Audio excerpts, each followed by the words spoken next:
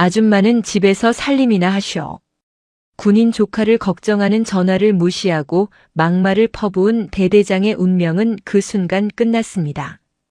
그 아주머니가 대한민국 첩보기관의 수장인 투스타 장군임이 밝혀지며 뼈와 살이 분리되는 참교육 이야기입니다. 여러분은 지금 어디에서 어떤 일을 하시면서 듣고 계신가요? 구독과 좋아요를 해주시면 더 좋은 사연으로 보답하겠습니다. 전라남도 담양의 짙은 대나무 숲 사이로 거친 함성이 울려 퍼졌다. 안 되면 되게 하라. 특전사의 구호가 새벽 공기를 갈랐다. 대한민국 최정예라 불리는 제11공 수특전 여단 황금박쥐 부대의 아침은 언제나 격렬했다. 신임 하사 마동포는 연병장 구석에서 거친 숨을 몰아쉬고 있었다. 180cm가 넘는 키에 떡 벌어진 어깨, 그리고 바위덩어리 같은 주먹. 누가 봐도 타고난 장사였다. 그는 불과 1년 전까지만 해도 가슴에 태극마크를 달고 링 위를 호령하던 복싱 천재였다. 하지만 올림픽 선발전 결승을 앞두고 상대 선수의 반칙으로 인한 치명적인 부상 그리고 이어진 편파 판정의 환멸을 느껴 글러브를 벗었다. 도망치듯 지원한 특전사였지만 이곳의 공기는 링 위보다 더 탁하고 무거웠다. 어이 주먹. 비릿한 목소리가 동포의 뒤통수를 때렸다. 지역대 팀장인 독고칠성 상사였다. 그는 씹고 있던 껌을 바닥에 퇴뱉으며 동포에게 다가왔다. 독고칠성의 눈은 언제나 젖은 뱀처럼 번들거렸다. 예, 하사 마동포. 목소리 봐라. 복싱 선수 출신이라더니 맷집은 좋은데 눈치가 없어. 야, 내가 너 같은 애들 잘 아는데 사회에서 주먹 좀 썼다고 거들먹거리면 여기선 죽어. 알겠냐? 독고칠성은 동포의 두툼한 손을 힐끗 쳐다보았다. 굳은 살이 박인 저 손이 마음에 들지 않았다. 자신은 갖지 못한 재능, 자신은 오르지 못한 영광의 자리에 있었던 놈이라는 사실이 배알이 꼴렸다. 죄송합니다. 거들먹거린 적 없습니다. 말대꾸하네. 이 새끼가 빠져가지고. 독고칠성이 신고 있던 워커발로 동포의 정강이를 걷어찼다. 퍽 소리가 났지만 동포는 미동도 하지 않았다. 복싱으로 단련된 하체는 쇠기둥 같았다. 그 모습이 독고칠성을 더 자극했다. 아프냐? 아닙니다. 안 아파? 독한 새끼네 이거. 그래, 어디 특전사 훈련 맛 좀 제대로 봐라. 그날 오후 격투 훈련 시간이었다. 대대장 왕대호 중령이 팔짱을 끼고 연병장을 내려다보고 있었다. 그는 부대 내의 실적과 보여주기식 군기에만 관심이 있는 자였다. 독고 상사, 이번 신입 중에 복싱하다 온 놈 있다며? 실력 좀 보자고. 왕대호의 지시에 독고칠성의 입가에 비열한 미소가 걸렸다. 마동포 하사 앞으로. 동포가 연병장 중앙으로 나갔다. 독고칠성은 보호구도 착용하지 않은 채 동포의 맞은편에 섰다. 자, 스파링이다. 넌 글러브 껴. 난 맨손으로 할 테니까. 대신 봐주기 없다. 내 얼굴에 기스 하나라도 나면 넌 군기 위반이야. 말이 안 되는 조건이었다. 하사가 상사에게 주먹을 휘두르라니 그것도 맨손인 상대를 향해. 동포는 망설였다. 어서 안 덤벼. 명령이야. 왕대호 중령이 소리쳤다. 어쩔 수 없이 동포가 가드를 올렸다. 하지만 그는 공격할 생각이 없었다. 그저 방어만 할 생각이었다. 그러나 독고칠성은 달랐다.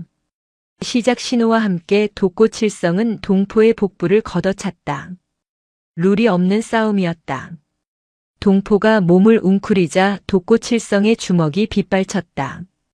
급소만 골라 때리는 교묘한 타격이었다. 왜 안 때려? 챔피언이라며. 쳐봐. 치라고. 독고칠성은 동포가 반격하지 못한다는 것을 알고 있었다. 계급의 차이, 그리고 동포의 순한 성정.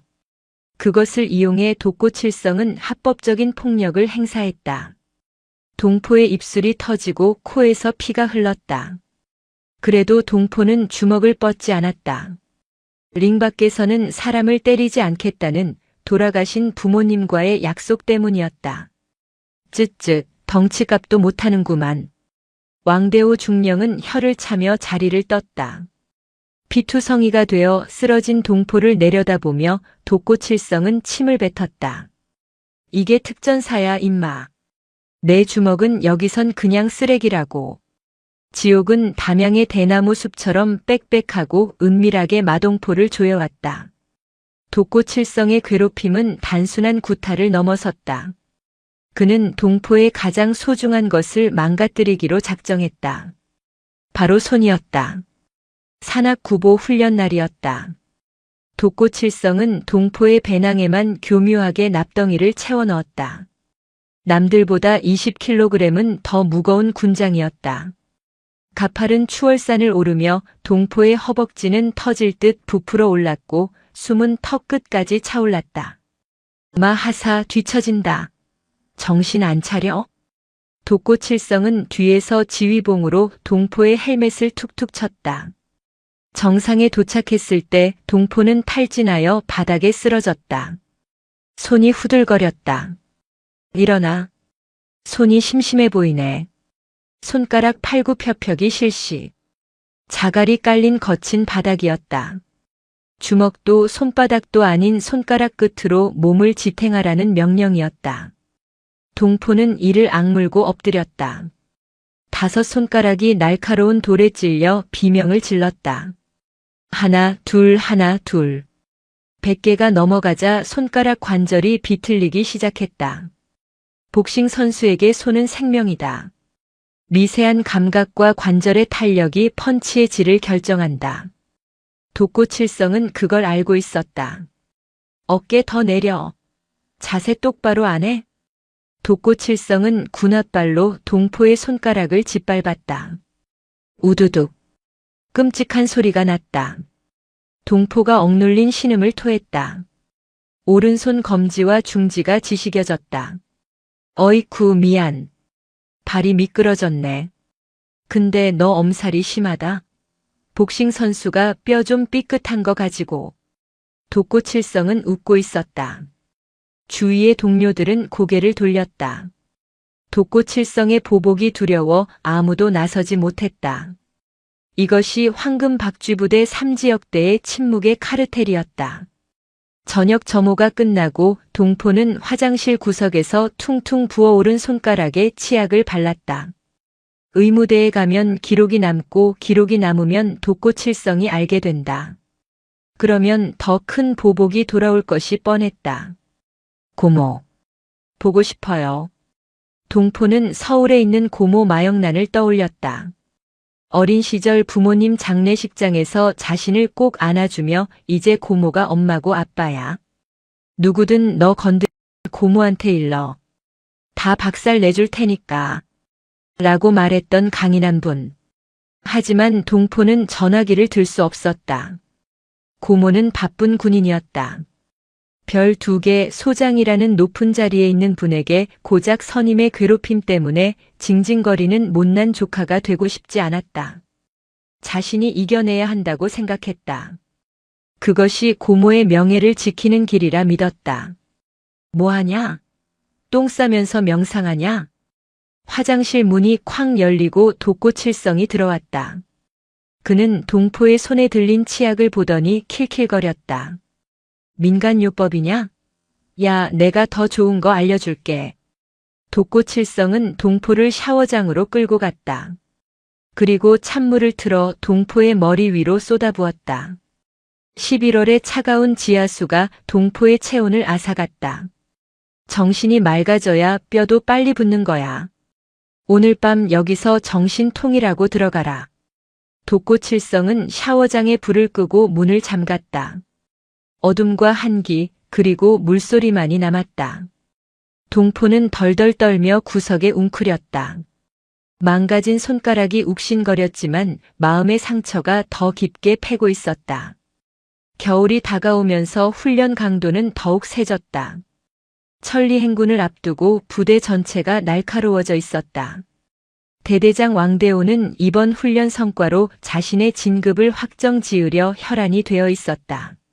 나고자는 없다. 나고하는 놈은 인간 취급 안 한다. 알겠나? 왕대호의 훈시가 끝나고 대원들은 군장을 꾸렸다. 동포의 손은 이제 주먹을 쥐기 힘들 정도로 망가져 있었다.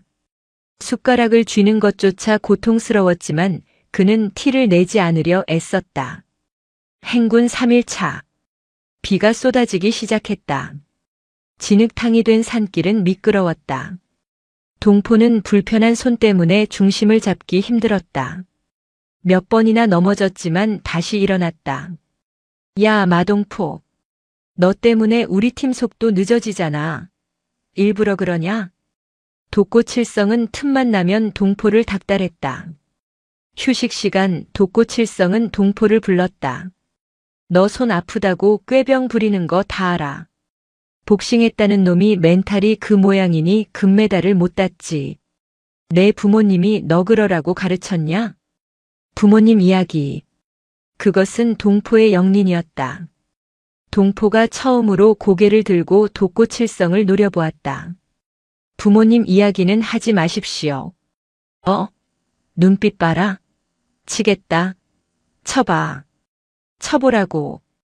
독고칠성은 동포의 멱살을 잡고 흔들었다. 그때 왕대호 대대장이 지나가다 그 모습을 보았다. 무슨 일이야? 아, 대대장님. 하사가 힘들어서 못 가겠다고 하극상을 부립니다. 제가 교육 좀 시키고 있었습니다. 독고칠성의 뻔뻔한 거짓말. 동포는 억울함에 입을 열려 했지만 왕대호가 먼저 말을 잘랐다. 하극상? 감히 신임 하사가? 야, 독고 상사. 군기 교육대 보낼 거 없이 내 선에서 확실하게 처리해. 요즘 애들은 매가약이야. 왕대호는 사실 여부를 묻지도 않았다. 그에게 하사는 소모품이었고 상사는 자신의 손발이었다. 대대장의 무기나에 독고칠성의 폭력은 정당성을 얻었다. 그날 밤 야영지에서 떨어진 패가. 독고칠성은 동포를 그곳으로 끌고 갔다. 그의 손에는 야전삽이 들려 있었다. 하극상. 그래, 오늘 갈 때까지 가보자. 독고칠성은 야전 삽자루로 동포의 허벅지와 엉덩이를 무자비하게 내리쳤다. 억억. 동포의 신음이 빗소리에 묻혔다. 살려달라고 빌어. 내가 왕이라고 말해. 독고칠성은 광기에 사로잡혀 있었다. 그는 동포의 퉁퉁 부은 오른손을 보며 눈을 번뜩였다. 그 잘난 주먹 아예 못쓰게 만들어줄게. 그는 군홧발로 동포의 오른손을 짓밟고 비벼댔다. 콰드득. 이번엔 단순한 관절음이 아니었다. 손등뼈가 으스러지는 소리였다. 동포는 비명조차 지르지 못하고 기절했다. 재미없게. 독고칠성은 기절한 동포를 빗속에 방치한 채 돌아섰다. 차가운 빗방울이 동포의 얼굴을 때렸다. 의식이 끊어지는 마지막 순간 동포는 생각했다. 이모. 도와주세요. 저 죽어요. 어둠 속에서 붉은 난초의 환영이 보이는 듯 했다. 하지만 그것은 너무나 멀리 있었다. 담양의 깊은 산속 황금박쥐의 동굴에 갇힌 마동포는 철저하게 고립되어 있었다. 그러나 그는 몰랐다. 짓밟힌 꽃에서도 향기가 퍼져나가듯 그의 고통이 곧 폭풍을 불러올 것임을. 전라남도 담양군 추월산 자락. 하늘에 구멍이 뚫린 듯 쏟아지는 폭우는 멈출 기미가 보이지 않았다. 천리행군 5일차 특전사 대원들의 체력은 이미 고갈되었고 정신력만이 그들의 다리를 움직이고 있었다. 마동포 하사의 상태는 최악이었다. 독고칠성 상사가 짓밟아 으스러진 오른손은 퉁퉁 부어올라 글러브처럼 변해 있었다. 감각은 사라진 지 오래였고 팔뚝을 타고 올라오는 열감이 온몸을 지배했다. 배낭에 몰래 넣어진 납덩이의 무게가 어깨를 파고들어 살점이 찢어지는 고통을 주었지만 동포는 신음조차 내지 못했다. 소리를 내는 순간 독고칠성의 발길질이 날아올 것임을 알기 때문이었다. 속도 안 내. 이 군뱅이 같은 새끼들아. 선두에 선 독고칠성이 고함을 질렀다. 그는 대대장 왕대호 중령에게 잘 보이기 위해 무리하게 코스를 이탈하여 험준한 절벽길인 깔딱 고개로 부대원을 이끌었다. 젖은 낙엽과 진흙이 뒤섞인 비탈길은 그야말로 살얼음판이었다. 팀장님, 집안이 너무 약합니다. 우회해야 할 것 같습니다. 부팀장인 중사가 조심스럽게 건의했지만 독고칠성은 콧방귀를 뀌었다. 우회? 왕 대대장님이 지켜보고 계신다. 여기서 시간 지체하면 우리 지역대 전체가 빠진 놈 취급받는 거야. 그냥 돌파해. 독고칠성의 독단적인 결정은 곧 재앙을 불러왔다. 우르릉. 낮게 깔린 천둥 소리인 줄 알았다. 하지만 그것은 땅이 비명을 지르는 소리였다.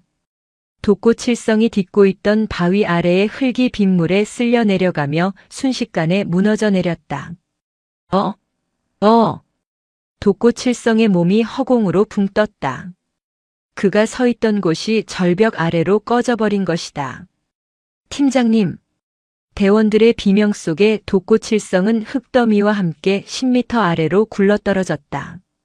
다행히 튀어나온 굵은 나무 뿌리가 그의 군장끈에 걸렸다. 독고칠성은 낭떠러지 중간에 대롱대롱 매달렸다. 그의 아래는 까마득한 계곡 급류가 입을 벌리고 있었다. 떨어지면 즉사 혹은 실종이었다. 살려줘. 야, 나 좀 끌어올려. 방금 전까지 호랑이처럼 굴던 독고칠성의 얼굴은 공포로 하얗게 질려 있었다. 그는 허우적거리며 비명을 질렀다. 하지만 경사가 너무 가파르고 집안이 계속 무너져 내려 아무도 쉽게 접근하지 못했다. 그때였다. 대열의 가장 뒤 부상으로 비틀거리던 마동포가 배낭을 벗어 던졌다. 동포는 생각할 겨를이 없었다. 저 사람이 나를 괴롭힌 악마라는 사실보다 전우가 죽어간다는 사실이 먼저 몸을 움직이게 했다. 그는 진흙 바닥을 기어서 절벽 끝으로 다가갔다. 마하사. 위험해.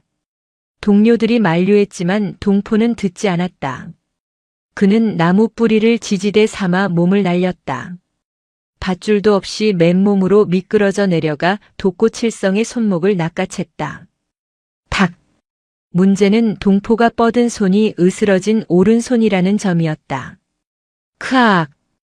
독고칠성의 체중이 부서진 손뼈에 고스란히 실렸다. 뇌를 관통하는 듯한 끔찍한 고통이 동포를 덮쳤다. 뼈 조각들이 살 안에서 비명을 지르며 서로를 찔러댔다. 보통 사람이라면 반사적으로 손을 놓았을 고통이었다. 하지만 동포는 놓지 않았다. 이를 악물다 못해 어금니가 깨져나갔다. 핏물이 입안 가득 고였다. 놓으면 죽는다. 내가 놓으면 이 사람은 죽는다. 동포는 왼손으로 자신의 오른 손목을 감싸쥐며 버텼다. 빗물과 땀 그리고 피가 뒤섞여 시야를 가렸다. 올라오십시오. 발을 저기에 디디십시오. 동포가 피 끓는 목소리로 외쳤다. 독고칠성은 동포의 고통 따위는 안중에도 없었다. 그는 살기 위해 동포의 팔을 사다리처럼 타고 기어올랐다. 군홧발이 동포의 어깨와 얼굴을 걷어찼지만 동포는 버텼다. 마침내 위쪽에서 동료들이 던진 로프가 내려왔다. 독고칠성이 먼저 구조되고 뒤이어 탈진한 동포가 끌려 올라왔다. 동포는 진흙탕 속의 대자로 뻗었다. 그의 오른손은 기이한 각도로 뒤틀려 있었고 손톱 밑에서는 검붉은 피가 배어나오고 있었다. 구조된 직후 독고칠성은 덜덜 떨며 숨을 골랐다. 죽음의 문턱에서 돌아온 안도감은 잠시였다. 곧이어 그의 뇌리를 스친 것은 수치심이었다. 천하의 독고칠성이 자신이 계무시하던 고문관 신병에게 목숨을 비쳤다는 사실, 그리고 자신의 오판으로 사고가 났다는 것이 알려지면 진급은커녕 징계를 받을 것이라는 두려움. 그는 고개를 들어 주위를 살폈다. 대원들은 걱정스러운 눈빛으로 동포를 살피고 있었다. 분위기가 묘하게 흘러가고 있었다. 동포가 영웅이 되는 분위기였다. 독고칠성의 눈이 뱀처럼 가늘어졌다. 그는 비틀거리며 일어나 동포에게 다가갔다. 에이, 미친 새끼가. 짝. 독고칠성의 손바닥이 누워있는 동포의 뺨을 후려쳤다. 맑은 파열음이 빗소리를 뚫고 울렸다. 대원들이 경악하여 굳어버렸다. 너 때문에 다 죽을 뻔했잖아. 내가 뒤에서 미는 바람에 내가 떨어진 거 아니야. 상상을 초월하는 모함이었다. 독고칠성은 자신의 실수를 동포에게 뒤집어 씌우기로 작정한 것이다. 팀장님, 그게 무슨... 동료 중사가 말리려 했지만 독고칠성은 악을 썼다. 시끄러워. 내가 봤어. 이 새끼가 앙심 품고 내 군장끈을 잡아당겼다고. 이건 살인 미수야. 독고칠성은 쓰러진 동포의 멱살을 잡고 일으켜 세웠다. 그리고 무릎으로 동포의 복부를 가격했다. 커허. 동포가 헛구역질을 하며 꼬꾸라졌다. 생명의 은인을 살인 미수범으로 둔갑시킨 악마의 혀였다. 왕 대대장님께는 내가 미끄러진 걸 내가 구한 게 아니라 내가 실수해서 나를 밀친 걸로 보고할 거다. 그리고 내가 너그러운 마음으로 널 용서하고 구해준 걸로 처리한다. 알았어? 독고칠성은 동포의 귀에 대고 속삭였다. 그것은 협박을 넘어선 세뇌였다. 부대로 복귀한 후 상황은 더욱 악화되었다. 왕대호 대대장은 독고칠성의 보고를 그대로 믿었다. 아니, 믿고 싶어 했다. 사고가 났다는 사실보다는 전우회로 사고를 수습한 영웅적인 지휘관이라는 스토리가 필요했기 때문이었다. 역시 독고 상사야. 신병이 사고 친 걸 몸으로 막아내다니. 내 이번 근무 평정에 확실히 반영해주지. 왕대호의 치하를 받은 독고칠성은 의기양양하게 내무반으로 돌아왔다. 그리고 그날 밤 그는 동포를 아무도 없는 보일러실로 호출했다. 보일러실의 열기는 뜨거웠다. 동포는 붕대를 칭칭 감은 손을 부여잡고 서 있었다. 독고칠성은 쇠파이프를 바닥에 질질 끌며 다가왔다. 마동포, 너 오늘 눈빛이 마음에 안 들더라. 억울해? 내가 고마워할 줄 알았냐? 독고칠성은 동포의 붕대 감은 손을 파이프 끝으로 툭툭 건드렸다. 이 손, 아까 나 잡을 때 힘 좀 쓰더라. 아직 덜 망가졌나 봐? 말을 안 해? 이 새끼가 진짜.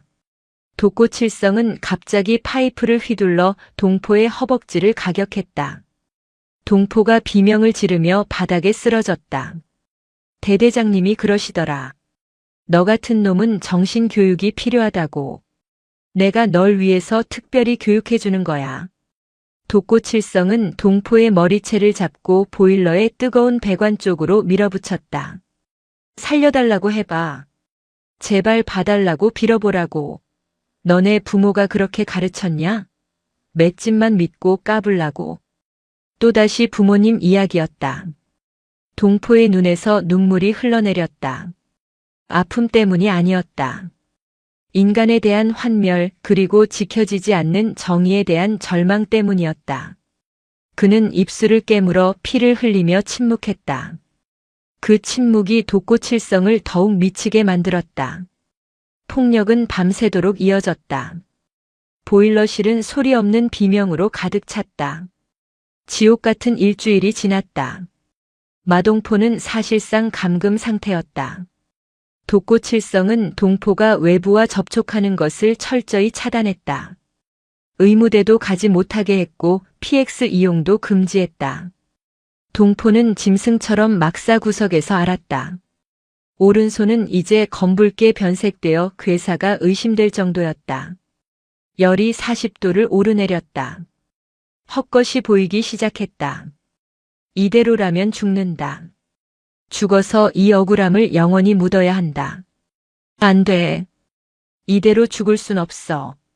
일요일 오전 전 부대원이 종교 활동을 하러 간 사이 동포에게 기회가 찾아왔다.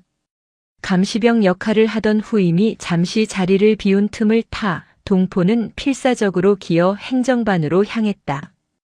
행정반에는 당직 사관이 졸고 있었다. 동포는 책상 아래로 숨어들어 통신선이 연결된 비상 전화를 찾아냈다. 떨리는 왼손으로 수화기를 들었다. 번호가 기억나지 않아 머리를 쥐어뜯었다.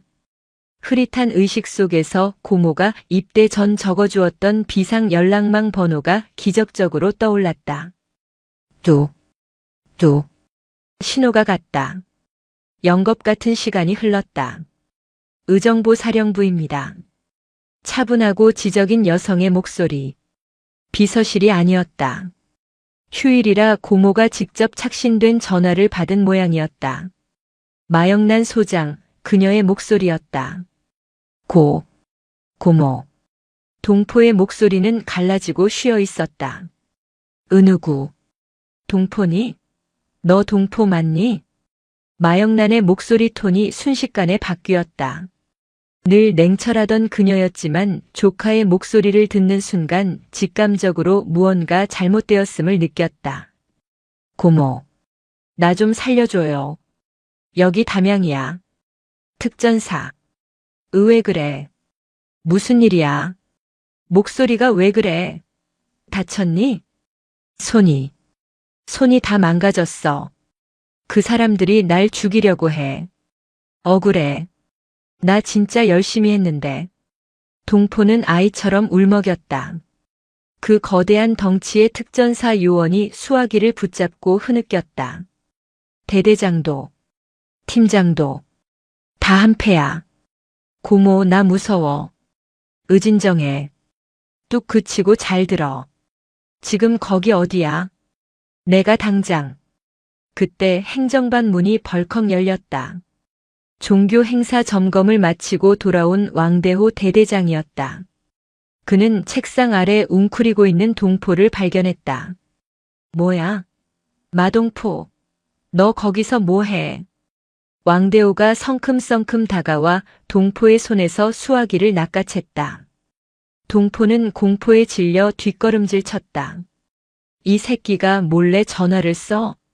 보안 위반이야 이거. 왕대호는 수화기를 귀에 댔다. 전화는 아직 끊어지지 않은 상태였다. 여보세요?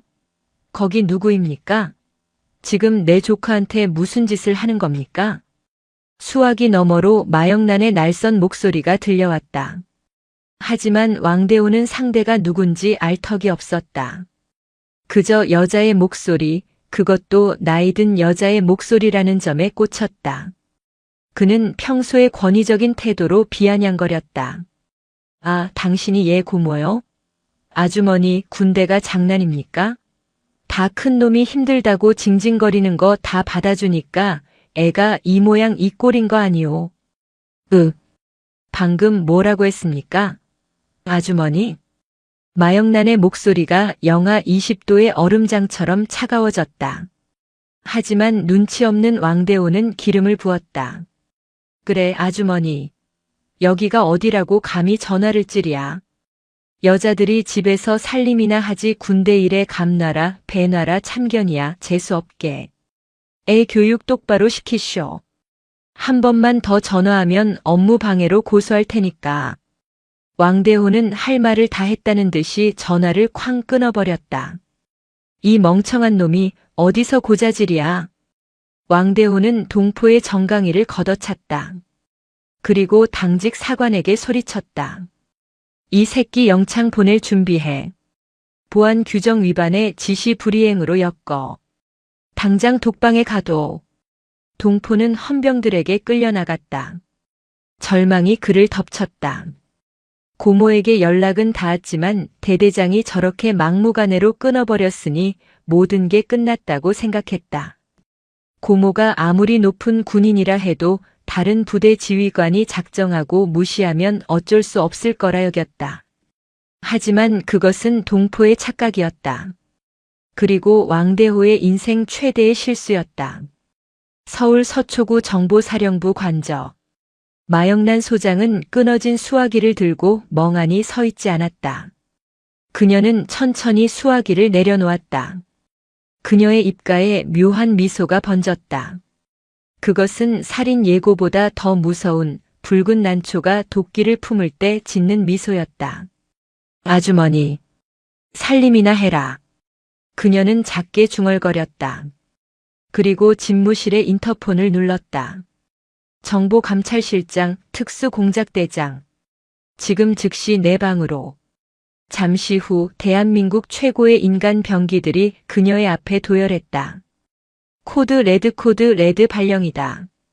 목표는 담양 11공수여단. 부하들이 긴장했다. 코드 레드는 전시 상황에 준하는 긴급 타격 명령이었다. 거기에 내 아들이 인질로 잡혀 있다. 그리고 그 부대 지휘관이라는 놈이 감히 정보사령관을 아주머니 취급하며 협박을 하더군. 마영란이 자리에서 일어났다. 그녀의 눈빛에서 붉은 광기가 뿜어져 나왔다. 헬기 띄워. 그리고 놈들의 모든 비리장부, 통신기록, 사생활까지 전부 털어. 뼈와 살을 분리해서 내 앞에 무릎 꿇려야겠으니까. 알겠습니다. 마영란은 옷걸이에 걸린 정복을 입었다. 어깨에 달린 2개의 별이 유난히 날카롭게 빛났다.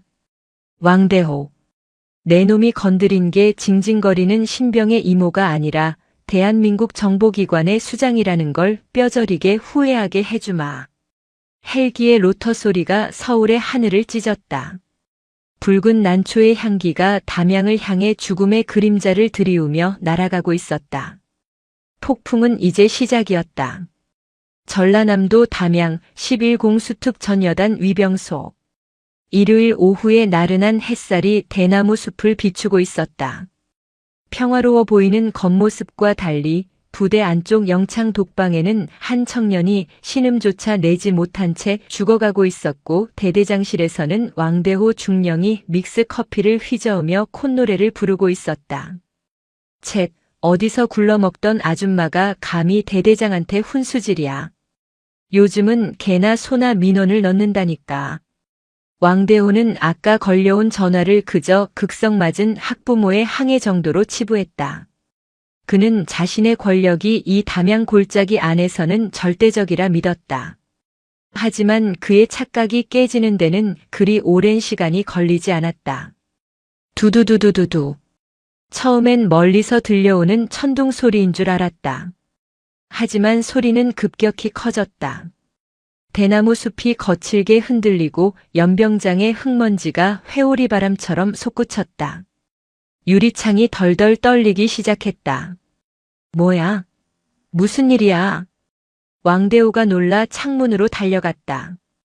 그의 눈이 찢어질 듯 커졌다. 부대 상공을 새까맣게 뒤덮은 것은 한두 대의 헬기가 아니었다. 육군 항공작전 사령부 소속 최신형 기동 헬기 3대, 그리고 그 중앙에는 검은색 도색이 위압적인 지휘 헬기가 떠 있었다. 헬기 옆면에는 국군정보사령부를 상징하는 마크가 선명했다. 저게 왜 우리 부대에? 왕대호가 상황을 파악하기도 전에 중앙 헬기가 연병장 한가운데로 거칠게 착륙했다. 로터가 만들어낸 강풍에 특전사 위병들이 몸을 가누지 못하고 뒷걸음질 쳤다. 쿵! 헬기가 내려앉자마자 문이 열렸다. 특전사 대원들과는 복장부터 다른 이들이 쏟아져 나왔다. 검은 정장에 선글라스를 끼고 귀에는 이니어를 꽂은 정보사령부 수행 요원들이었다. 그들의 허리춤에는 실탄이 장전된 권총이 꽂혀 있었다. 그들은 순식간에 착륙 지점을 확보하고 도열했다. 그리고 마지막으로 헬기에서 한 여성이 내렸다. 정갈하게 빗어 넘긴 머리, 티끌 하나 없는 정복, 그리고 어깨 위에서 찬란하게 빛나는 은색의 별 2개. 마영란 소장이었다. 그녀는 선글라스를 벗어 수행원에게 건넸다. 드러난 그녀의 눈빛은 담양의 겨울 바람보다 차가웠다. 그녀는 주위를 둘러보지 않았다. 곧장 본청 건물을 향해 걷기 시작했다. 그녀의 뒤로 수십 명의 요원이 그림자처럼 따랐다. 위병 소장이 당황하여 뛰어나와 앞을 막아섰다. 저 정지. 신원을 밝히십시오. 여기는 통제구역입니다. 위병 소장은 상대가 장군인 것을 보았지만 사전에 통보받지 못한 방문이라 절차대로 행동하려 했다. 하지만 마영란은 걸음을 멈추지 않았다. 그녀 대신 옆에 있던 정보감찰실장이 위병 소장에게 신분증을 들이밀었다. 눈이 있으면 봐라. 국군정보사령관님이시다. 길을 터라. 저 정보사령관님? 하지만 여단장님 승인이. 비켜. 마영란의 입에서 짧은 호령이 떨어졌다. 그 한마디에 담긴 기백은 수십 년간 그림자 전쟁터에서 살아남은 여제의 것이었다. 위병 소장은 다리에 힘이 풀려 주저앉을 뻔했다. 본청 현관. 왕대호 중령이 급하게 군복 매무새를 다듬으며 뛰어나왔다. 그는 아직 사태의 심각성을 모르고 있었다. 그저 고위 장성이 불시 검열을 나온 것이라 생각했다. 충성. 대대장 중령 왕대호입니다. 사령관님께서 여긴 어인일로. 왕대호는 거수 경례를 하며 억지 미소를 지었다. 하지만 마영란은 경례를 받지 않았다. 그녀는 왕대호의 코앞까지 다가가 멈춰섰다. 내가 왕대호냐? 반말이었다. 왕대호의 눈썹이 꿈틀했다. 예, 그렇습니다만. 아까 전화 받은 사람이다. 왕대호의 머릿속이 하얗게 멈췄다. 전화? 아까 그 아줌마? 설마? 그는 눈앞에 별 2개와 아까 자신이 살림이나 하라며 막말을 퍼부었던 목소리를 매칭시키려 애썼다. 설마. 아까 마영란의 입꼬리가 비릿하게 올라갔다. 그래. 내 놈이 말한 그 재수없는 아줌마가 나다. 집에서 살림하다가 심심해서 군대 일에 감나라 배나라 하러 직접 왔다. 불만 있나? 왕대호의 얼굴이 사색이 되었다. 다리가 후들거려 서 있을 수가 없었다. 정보사령관. 군 내에서도 가장 무서운 곳의 수장에게 자신이 아줌마라고 부르며 협박을 했다는 사실이 믿기지 않았다. 사령관님. 저는 모르고. 그게 아니라. 입 다물어. 마영란은 왕대호의 정강이를 걷어차고 싶은 것을 간신히 참았다. 대신 그녀는 더 잔인한 방법을 택했다. 지금부터 이 부대의 지휘권은 내가 접수한다. 내 조카를 감금하고 폭행한 주모자들을 색출할 때까지 이 부대는 봉쇄된다. 그녀는 뒤따르던 요원들에게 손짓했다. 왕대호 중령을 즉시 직무 정지시키고 대대장실로 끌고 가.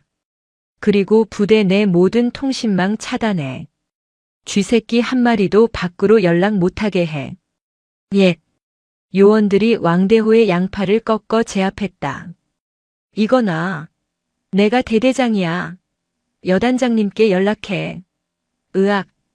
왕대호는 짐승처럼 끌려갔다. 연병장에 모여든 특전사 대원들은 숨조차 쉬지 못하고 그 광경을 지켜보았다. 붉은 난초의 뿌리가 부대 깊숙한 곳까지 파고들기 시작한 순간이었다. 대대장실은 순식간에 취조실로 변했다. 왕대호는 자신의 집무 책상 앞 의자에 죄인처럼 앉혀졌다. 그의 맞은편 평소 자신이 앉던 가죽 의자에는 마영란 소장이 다리를 꼬고 앉아 있었다. 마영란은 책상 위에 놓인 왕대호의 명패를 집어들었다. 대대장 중령 왕대호. 그녀는 명패를 한참 바라보다가 바닥에 툭 던졌다. 쨍그랑 소리와 함께 명패가 2동강이 났다. 중령 계급장 달 때까지 국가와 국민을 위해 헌신하겠다고 맹세했겠지.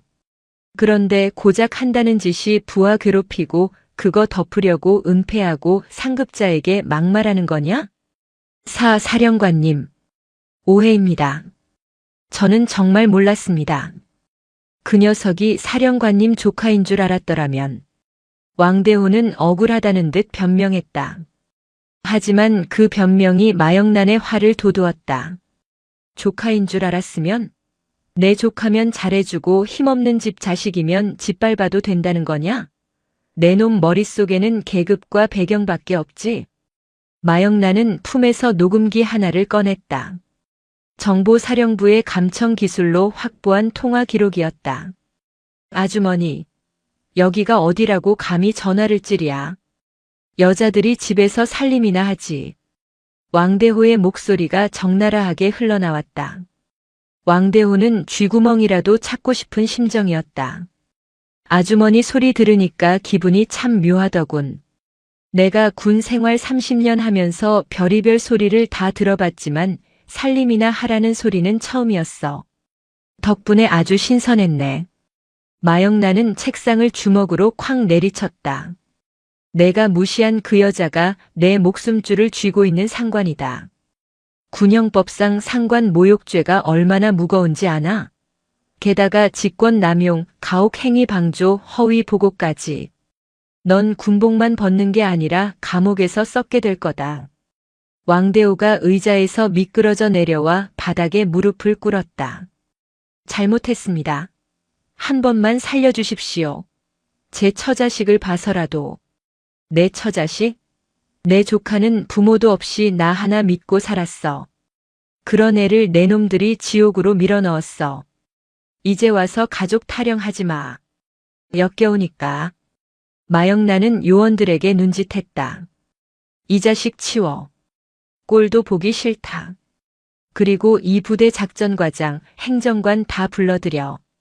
독고칠성이라는 놈이 어디 숨었는지 10분 안에 못 찾으면 너희들도 다 공범으로 엮어넣겠다고 전해.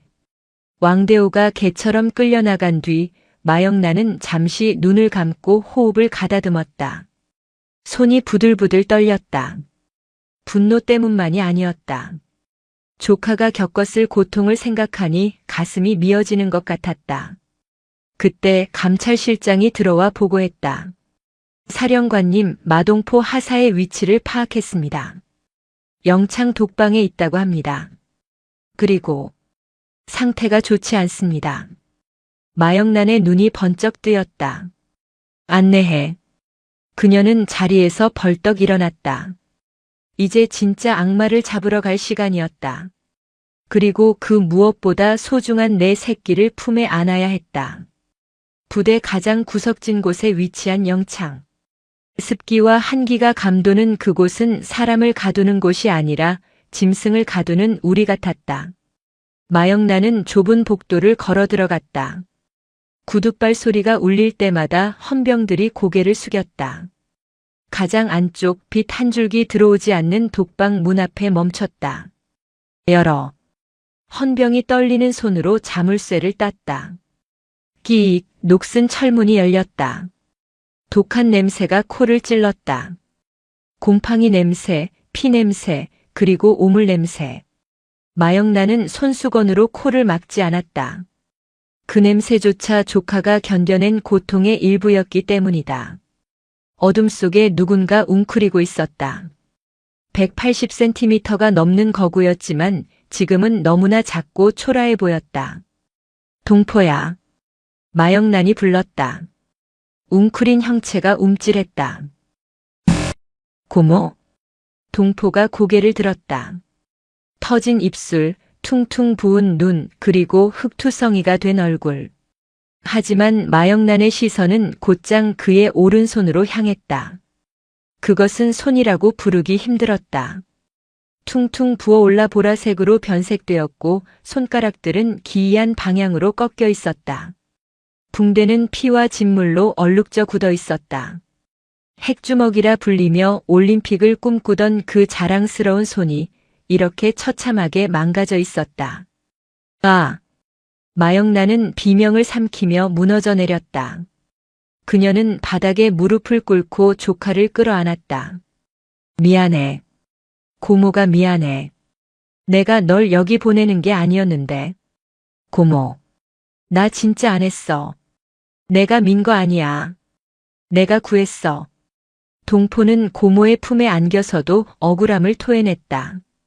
열에 들떠 횡설수설하면서도 그는 자신의 결백을 주장했다. 마영란은 조카의 등을 쓸어내리며 눈물을 흘렸다. 알아. 이모가 다 알아. 넌 죄 없어. 넌 영웅이야. 그때 복도 입구에서 소란스러운 소리가 들렸다. 독고칠성 상사가 정보사 요원들에게 잡혀오고 있었다. 그는 상황 파악을 못하고 악을 쓰고 있었다. 이거 안 나? 내가 누군지 알아? 나 지역대 팀장이야. 마동포 그 새끼가 날 죽이려 했다고. 마영란은 천천히 일어났다. 눈물 젖은 얼굴을 닦아내자 그곳엔 다시 서리빨 같은 살기만이 남았다. 그녀는 천천히 독고칠성에게 다가갔다. 내가 독고칠성이냐? 당신은 뭔데? 요원이 독고칠성의 무릎을 걷어찼다. 독고칠성은 마영란 앞에 무릎을 꿇려졌다. 마영란은 동포의 망가진 손을 가리켰다. 저 손, 내가 저렇게 만들었냐? 훈련하다 다친 겁니다. 그리고 저 새끼가 절 밀어서. 짝. 말이 끝나기도 전에 마영란의 손바닥이 독고칠성의 뺨을 후려쳤다. 짝. 한 번 더. 짝. 또 한 번. 그녀는 손바닥이 빨개질 때까지 독고칠성의 뺨을 때렸다. 독고칠성의 입에서 피가 터졌다. 거짓말하지 마. 내 눈을 보고 말해. 내가 저 아이 손을 밟았지? 내 열등감 때문에 내가 갖지 못한 재능을 가진 저 아이를 짓밟았지? 마영란의 목소리는 낮았지만 독고칠성의 영혼을 꿰뚫는 듯 했다. 독고칠성은 압도적인 기세에 눌려 아무 말도 하지 못했다. 정보사 취조실은 경찰서랑 달라. 내가 저지른 짓 하나도 빠짐없이 내 입으로 불게 만들어주마. 내가 밟은 건 신병의 손이 아니라 대한민국 군인의 명예이자 한 청년의 꿈이었다. 마영란은 요원들에게 차갑게 명령했다. 이 쓰레기 치워. 아주 깊숙한 곳에 처박아둬. 햇빛도 못 보게. 독고칠성은 질질 끌려나가며 비명을 질렀다. 살려주십시오. 제가 잘못했습니다. 하지만 그의 비명은 영창의 차가운 벽에 부딪혀 사라질 뿐이었다. 마영란은 다시 동포에게 돌아왔다. 그녀는 자신의 정복 상의를 벗어 덜덜 떠는 조카의 어깨에 덮어주었다. 가자, 동포야. 집에 가자. 고모가 맛있는 밥 해줄게. 그녀는 조카를 부축해 일으켰다. 거구의 동포가 왜소한 고모에게 의지의 걸음을 옮겼다. 영창 밖으로 나오자 붉은 노을이 대나무 숲을 태우듯 타오르고 있었다. 그것은 악인들을 향한 심판의 불꽃이자 두 사람의 새로운 시작을 알리는 신호탄이었다. 수많은 특전사 대원들이 도열해 있는 연병장을 가로지르며 마영란과 마동포는 헬기를 향해 걸어갔다. 누구도 그들의 앞길을 막지 못했다. 붉은 난초는 가장 소중한 것을 되찾았고 이제 그 잎사귀에 묻은 피를 닦아내고 있었다. 서울 서초구 국군정보사령부 지하 5층. 지도에도 나오지 않는 이곳은 대한민국에서 가장 보안 등급이 높은 취조실이었다. 세상의 빛이 닿지 않는 이곳에서 독고칠성 상사와 왕대호 중령은 나란히 쇠창살 안에 갇혀 있었다. 불과 며칠 전까지만 해도 담양의 왕이었던 왕대호는 이제 넋이 나간 사람처럼 벽만 응시하고 있었다. 그의 어깨에 달려있던 중령 계급장은 뜯겨나갔고 죄수복을 입은 몰골은 초라하기 그지없었다. 반면 독고칠성은 여전히 상황 파악을 못하고 철창을 발로 차며 소란을 피우고 있었다. 야, 나 특전사 11여단 지역대 팀장이야. 니들 내가 나가면 가만 안 둬. 인권위원회에 제소할 거야. 그때 철문이 열리고 묵직한 구두 소리가 울렸다. 마영란 소장이었다. 그녀는 평소의 정복 차림이 아닌 편안한 검은색 터틀넥의 코트 차림이었지만 그 위압감은 여전했다. 그녀는 독고칠성 앞 의자에 앉아 그를 빤히 쳐다보았다. 인권위원회? 그래, 좋은 곳이지. 하지만 여긴 군사보안구역이야. 내 목소리가 거기까지 닿으려면 꽤 오래 걸릴걸. 당신 직권 남용이야. 내가 실수로 떨어졌고 마동포 그 새끼가 날 밀었다고. 증거 있어? 독고칠성은 끝까지 오리발을 내밀었다. 마영란은 피식 웃으며 손에 든 태블릿 PC를 켰다. 증거? 내가 찾는 게 이거냐? 화면에는 흐릿하지만 식별 가능한 영상이 재생되고 있었다. 천리행군 당시 독고칠성이 무리하게 코스를 이탈하여 절벽길로 대원들을 이끄는 장면, 그리고 집안이 무너질 때 마동포가 몸을 날려 그의 손목을 잡는 장면이 고스란히 담겨 있었다. 독고칠성의 눈동자가 흔들렸다. 이게 어떻게? 요즘 군인들 헬멧에 고프로 달고 훈련하는 거 몰랐나? 내 뒤에 있던 부팀장이 훈련 기록용으로 찍고 있었더군. 내가 하도 지랄을 하니까 무서워서 제출 못하고 있다가 내가 가서 물어보니까 울면서 주더라. 영상 속에는 독고칠성이 구조된 후 쓰러진 동포의 뺨을 때리고 내가 밀었다고 해. 라며 협박하는 음성까지 선명하게 녹음되어 있었다. 빼도 박도 못하는 살인 미수, 무고, 협박, 폭행, 가혹행위. 그리고 마영란은 화면을 넘겼다. 보일러실에서 동포를 고문하던 날의 CCTV 영상이었다. 비록 소리는 없었지만 독고칠성이 쇠파이프를 휘두르고 동포의 손을 짓밟는 장면은 악마의 그것이었다. 독고칠성은 다리에 힘이 풀려 주저앉았다. 이건 조작입니다. AI로 만든 겁니다. 추하군. 끝까지 추해. 마영란은 옆방의 왕대호에게로 시선을 돌렸다. 왕대호는 마영란과 눈이 마주치자마자 바닥에 머리를 박았다. 사령관님, 저는 정말 몰랐습니다. 독고 상사가 보고한 대로만 믿었을 뿐입니다. 저는 지휘관으로서 부하를 믿은 죄밖에 없습니다. 부하를 믿은 죄? 아니, 넌 진실을 알려고 하지 않은 죄다. 그리고 권력을 이용해 약자의 입을 막으려 한 죄, 여성을 비하하고 상관을 모독한 죄. 내 죄는 무능함이 아니라 사악함이야. 마영란은 일어섰다. 군사법원 따위 기대하지 마라. 난 너희를 민간검찰 특수부에 넘길 거다. 내 지인 중에 아주 독종 검사가 있거든. 군복 벗고 사회에 나가서 전과자 딱지 붙이고 평생 손가락질 받으며 살아봐. 그게 너희가 내 조카에게 준 고통의 이자다. 마영란이 취조실을 나서자 뒤에서 두 남자의 절규가 들려왔다. 하지만 그녀는 뒤를 돌아보지 않았다. 이제 쓰레기 청소는 끝났다. 진짜 중요한 일, 부서진 꽃을 다시 피우는 일이 남아 있었다. 국군 수도병원 VIP 병실. 수술실 앞에 수술 중 램프가 꺼졌다. 마동포의 오른손 재건 수술은 장장 10시간이 넘게 걸렸다. 마영란은 수술실 앞에서 뜬 눈으로 밤을 지새웠다. 의사가 피곤한 기색으로 나왔다. 수술은 잘 됐습니다. 으스러진 뼈를 맞추고 인대를 봉합했습니다. 하지만 의사는 말을 아꼈다. 마영란의 가슴이 철렁 내려앉았다. 하지만요? 일상생활에는 지장이 없을 겁니다. 하지만 다시 복싱 선수로 링 위에 서는 건 기적에 가깝습니다. 손의 감각신경이 너무 많이 손상되었습니다. 주먹을 꽉 쥐는 것조차 힘들 수도 있습니다. 마영란은 휘청거렸다. 동포에게 복싱은 인생의 전부였다.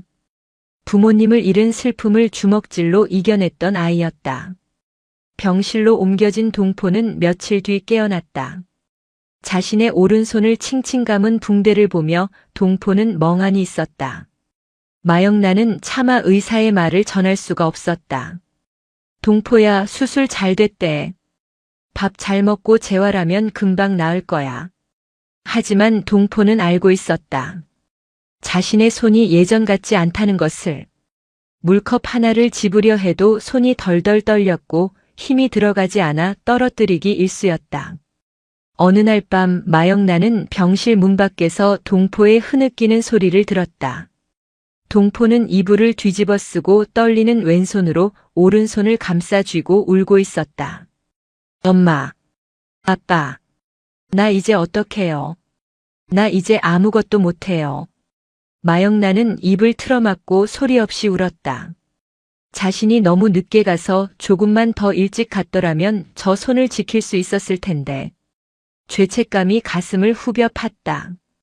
다음 날 마영란은 동포의 침대맡에 낡은 앨범 하나를 가져다 두었다. 동포의 어린 시절 고사리 같은 손으로 처음 글러브를 끼고 웃던 사진들이었다. 동포야. 고모는 내가 금메달리스트라서 사랑한 게 아니야. 넘어져도 다시 일어나는 내 눈빛을 사랑했어. 마영란은 동포의 손을 잡았다. 주먹을 못 쓰면 어때? 넌 이미 세상을 이겼어. 사람을 살렸잖아. 그 손은 사람을 때리는 손보다 100배는 더 위대해. 동포의 눈동자가 흔들렸다. 하지만 전 할 줄 아는 게 이것밖에 없어요. 아니야. 넌 강해. 링 위에서만 강한 게 아니야. 이제부터 보여줘.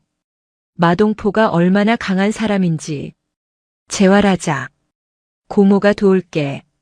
내가 다시 숟가락을 들고 다시 고모 어깨를 주물러 줄 수 있을 때까지 고모가 내 손이 되어줄게. 그날부터 지옥 같은 재활이 시작되었다. 동포는 고무공 하나를 쥐는 것부터 다시 배웠다.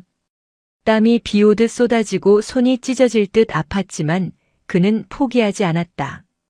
독고칠성이 짓밟았던 것은 뼈였지만 마영란이 다시 세운 것은 의지였다. 2년 후 법의 심판은 냉혹했다. 독고칠성은 징역 7년, 왕대호는 징역 3년을 선고받고 불명예 전역했다. 그들의 이름은 군대 내 가혹 행위의 대명사가 되어 영원히 기록되었다. 마동포는 의병 제대 후 고모의 후원으로 작은 체육관을 열었다. 이름은 아이언짐. 선수 육성이 아닌 학교 폭력 피해자들이나 소심한 아이들에게 호신술을 가르치고 자신감을 심어주는 곳이었다. 비록 오른손은 예전처럼 강력한 펀치를 날릴 수 없었지만 동포는 왼손으로 그리고 온몸으로 아이들을 가르쳤다. 어느 맑은 가을날 체육관 개관식. 마영란 소장이 큼지막한 화분을 들고 찾아왔다. 붉은색 난초였다. 꽃말은 열렬한 사랑. 개관 축하한다, 관장님. 마영란이 웃으며 말했다. 동포는 쑥스러운 듯 머리를 극적였다. 그의 오른손은 여전히 약간 굽어 있었지만 이제 더 이상 떨리지 않았다. 고모 와주셔서 감사해요. 체육관 한편에는 샌드백이 걸려 있었다. 동포는 글러브를 끼지 않은 맨손으로 샌드백을 가볍게 툭 쳤다. 묵직한 소리가 났다. 고모, 그거 아세요? 예전에는 상대를 쓰러뜨려야만 이기는 건 줄 알았어요. 동포는 체육관에서 뛰어노는 아이들을 바라보았다. 그런데 이제 알겠어요. 진짜 강함은 남을 지켜주는 거라는 걸. 제 손이 망가진 덕분에 알게 된 거예요. 그러니까 저 이제 억울하지 않아요. 마영란의 눈시울이 붉어졌다. 조카는 어느새 자신보다 더 큰 어른이 되어 있었다. 그래. 내 말이 맞다. 넌 내 인생 최고의 자랑이야. 그때 체육관 문이 열리고 한 무리의 아이들이 우르르 몰려들어왔다. 동포에게 배운 기술로 괴롭힘을 이겨냈다는 아이들이었다. 관장님, 오늘 떡볶이 사주신다면서요. 그래, 가자. 오늘은 우리 고모가 쏜다. 야, 왜 내가 쏴? 마영란이 버럭했지만 얼굴에는 웃음이 가득했다. 아이들의 웃음소리가 체육관을 가득 채웠다. 동포는 활짝 웃으며 고모의 어깨를 감싸 안았다. 그 투박하고 상처 입은 손이 세상 그 어떤 손보다 따뜻하게 느껴졌다. 햇살이 쏟아지는 창가에 놓인 붉은 난초가 바람에 살랑거렸다. 마치 지난날의 폭풍우를 견뎌내고 피어난 그들의 살처럼 강렬하고 아름답게. 오늘도 인생지의 말씀을 잘 들어주셔서 감사합니다.